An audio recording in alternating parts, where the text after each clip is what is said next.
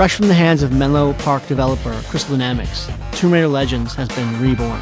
And honestly, it's probably the best Tomb Raider ever. Tomb Raider Legends looks really good. It looks excellent on all versions. It looks particularly good on the Xbox 360 in 720p and on the PC. And the details, from backgrounds to the highly detailed textures, all sorts of great lighting effects, and the character models, specifically Lara Croft, all look really gorgeous. Probably one of the biggest features and enhancements that we'll see in Tomb Raider Legend in this version is the control screen.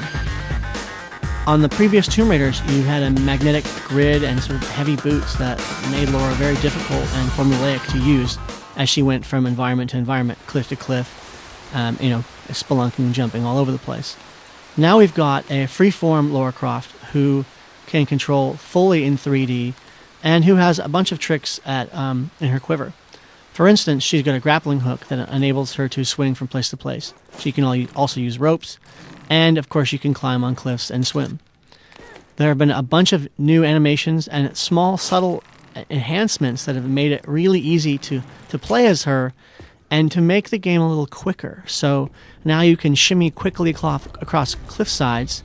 You can do vaulting really quickly up and down a hill. And you're not going to be slowly sort of slogging through this game like you used to.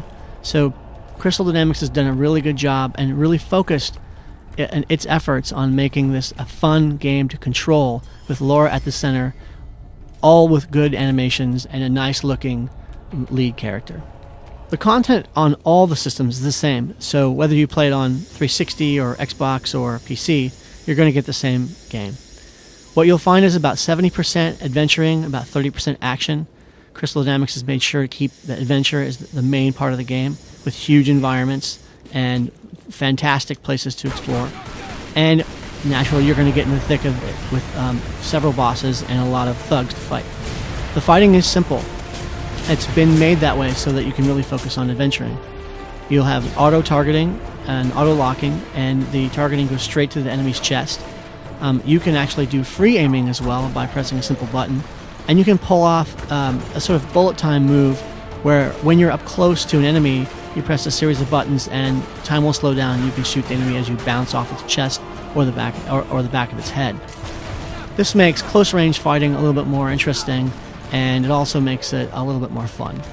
So if you've ever played Resident Evil 4, then you're familiar with the interactive cutscene, and Tomb Raider Legend has several of them. They're quite easy.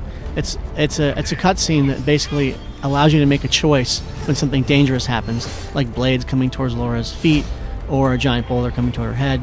And basically you press an A, B, or X or Y button at the right timing to avoid being killed. It just makes the game a little bit more cinematic, a little bit more heroic, and a little bit more fun, and it breaks up the action as well. The vehicular combat is simple. Basically, Lara's on a motorcycle in 2 or 3 different levels, and the control is very simple. It's very almost primitive, and I'm not sure how much I like it. I think it's okay. It sort of breaks up the action, but it's sort of neither here nor there. I think IDOS and Crystal Dynamics really like to see Lara, a hot chick, on a motorcycle, and I think fans dig that.